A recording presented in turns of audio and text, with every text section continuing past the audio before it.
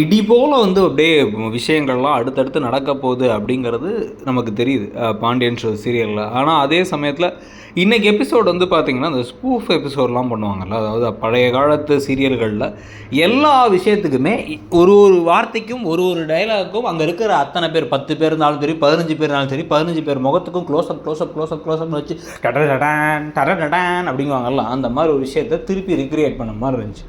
இப்போல்லாம் தான் வந்து எல்லாம் வேறு மாதிரி இன்ட்ரெஸ்டிங்கான முறைகளில் சீரியலில் ஒரு விஷயம் நடக்குது, ஷாக் நடக்குதுன்னா அதை காமிக்க ஆரம்பிச்சிட்டாங்க. அட்லீஸ்ட் 2 பேராக வச்சு காமிக்கலாம்.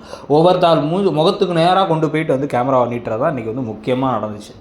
ஸோ இப்போ என்ன நடக்குது, இப்போ அரசி கையும் குளமாக சிக்கிட்டாங்க. அதுக்கு முன்னாடியே இப்போ வந்து பாண்டியன் வீட்டுக்கு வந்துட்டார். பாண்டியன் கடையிலேருந்து வந்துட்டார். இன்னொரு பக்கம் வந்து பார்த்திங்க அப்படின்னா வந்து கதிர் கிளம்பி வந்துட்டார். தங்கமயில் வந்து வேலைக்கு போனவங்க 8 மணிக்கு தான் அனுப்பினாங்க, அந்த வேலையில் அவங்களுமே சீக்கிரம் வந்துட்டாங்க. அத்தனை பேரும் வந்தாச்சு. அவங்க எப்படி அவ்வளோ சீக்கிரம் வந்தாங்கன்னு வர புரியல தங்கமயிலாம். ஆனால் இன்னும் சரவணனை காணோம். எதுக்குறா அப்புறம் நம்மளை வர சொன்னார் எல்லோரும் யோசிச்சுட்டு இருக்கு. அவர் அரசியோட உள்ள வராரு. அரசி பேந்த முழிக்கிறத பார்த்தோன்னே எல்லாத்துக்கும் பயம் வந்து என்ன ஆச்சு ஏதாச்சு, நீ எப்படி இவ கூட வர அப்படின்னு எல்லாத்தையும் யோசிக்க. சுகன்யா வேறு லைட்டாக மாட்டிக்கிட்டோமான வேறு முழிச்சிட்டு இருக்காங்க. அப்போ அந்த சமயத்தில் வந்து என்ன காரியம் செஞ்சா தெரியுமா, கட்டடிச்சுட்டு படத்துக்கு போயிருக்காங்கன்னா இதெல்லாம் ஒரு மேட்ராங்கிற மாதிரி கதிர், செந்தில், மீனா எல்லோரும் முழிக்க அதுக்கே வந்து ஷாக் ஆகிறாங்க பாண்டியனும் கோமதியும். டேய் ஃப்ரெண்ட்ஸோட போனாலடா, இவன் யாரோட போயிருக்கா தெரியுமா, அவள் லவ் பண்ணுற பையனோட போயிருக்கானு இன்னும் பெரிய அதிர்ச்சி ஆகிட்டாங்க. என்ன சொல்கிறேன்னு சட்ட கலர்லாம் பிடிச்சி கேட்குறாங்க.